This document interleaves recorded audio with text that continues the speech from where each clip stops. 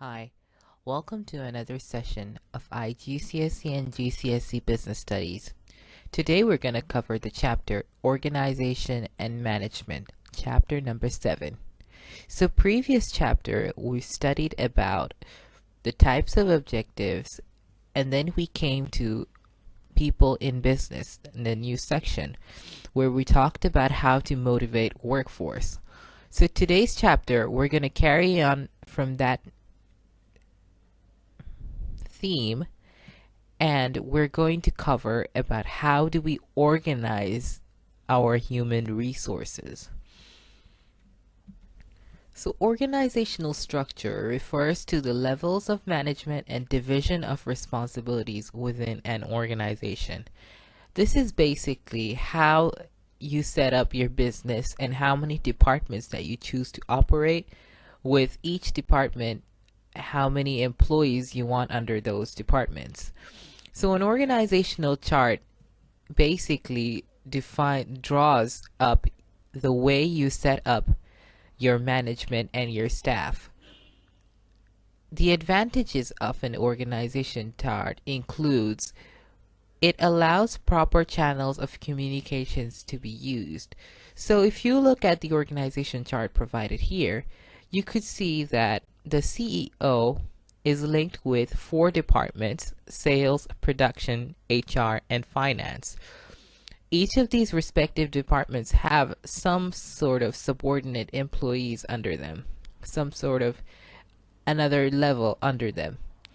So the sales team would know that to get to the CEO, he has to communicate his information to the sales manager, who in turn will take that information and go to the CEO.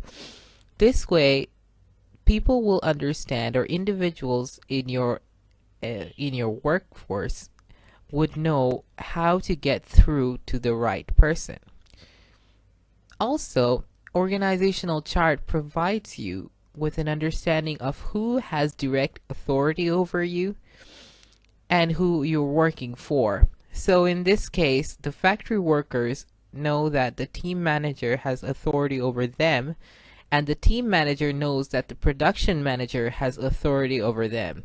So this organizational chart provides you with clear understanding of who is supposed to provide you with directions and who you're supposed to communicate with.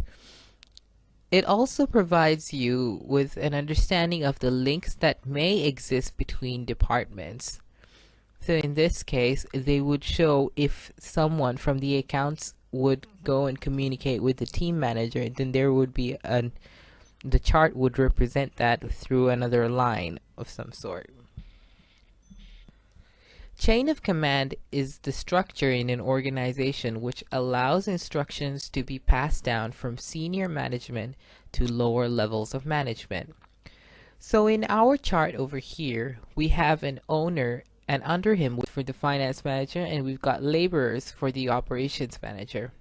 So the chain of command would show the levels that exist between the lowest department to the highest part of the hierarchy.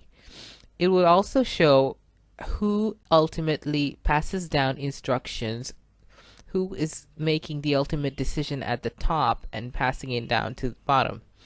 Span of control is another term that is used to describe the number of employees under a certain manager.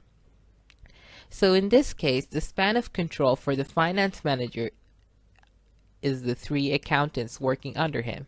Similarly, for operations manager, the span of control are the 3 labor. The advantages and disadvantages of different types of organizational structure. So in this case, we have a diagram where there is a tall structure with many hierarchies or many managerial levels, and the other second one has very few, is quicker and more accurate because it has to go through different layers.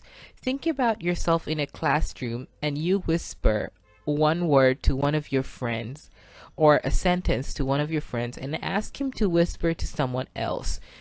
like this, make sure that one person transfers a message between another through whispering, and check the message at the end of the chain and check how different it has become from the start. Tall structure with a very broad chain of command. So top managers are less remote from lower level of employees, reducing alienation. When you have the lower departments and they never come into touch with those they're working for or those at the top, the boardroom, they would feel a sense of they would feel that the people, the individuals that are taking the decisions have no idea what goes on at the operating level.